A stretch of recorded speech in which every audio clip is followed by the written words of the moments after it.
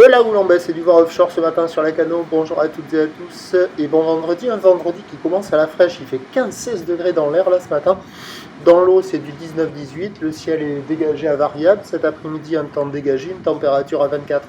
La marée qu'elle est actuellement en train de finir de descendre, le plein bas est à 9h avec des petits couilles qui tiennent les 38. Et sur cette descendante, le vent est offshore avec un secteur est-sud-est, il est faible, il y a moins d'un Beaufort, le plan d'eau est tout lisse, tout propre. La houle est propre, elle aussi, pas parfaitement en ligne, mais elle est propre. C'est la dernière journée de la houle de l'ex-ouragan Debby.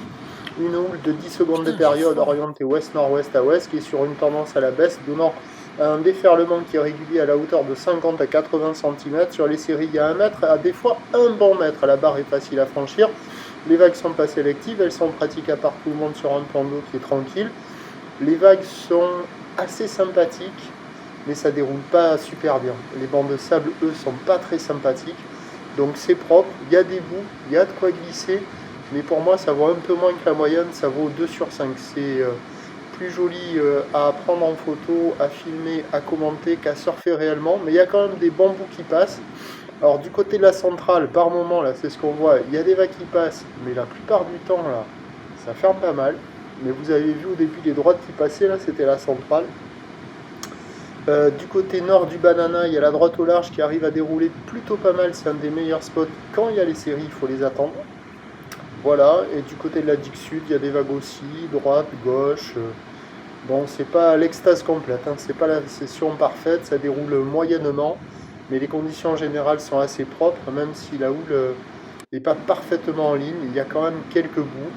Mais c'est presque du gâchis de conditions propres, quoi, parce que à cause des bancs de sable, là, c'est pas dingo.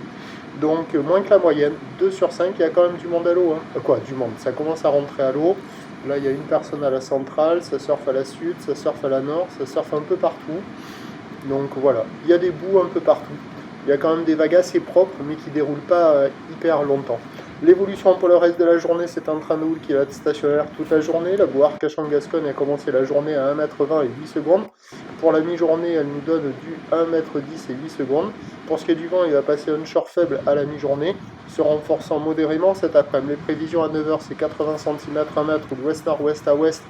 Débit 10 secondes de période dans les sud-est moins d'un Beaufort. À 13h, 80 cm 1 mètre ou de ouest-nord-ouest à ouest 10 secondes de période. Bon, ouest-sud-ouest à 1 Beaufort et à 17h encore 80 cm à mètre ou l'ouest-nord-ouest à ouest 10 secondes de période, bon ouest-nord-ouest de 3.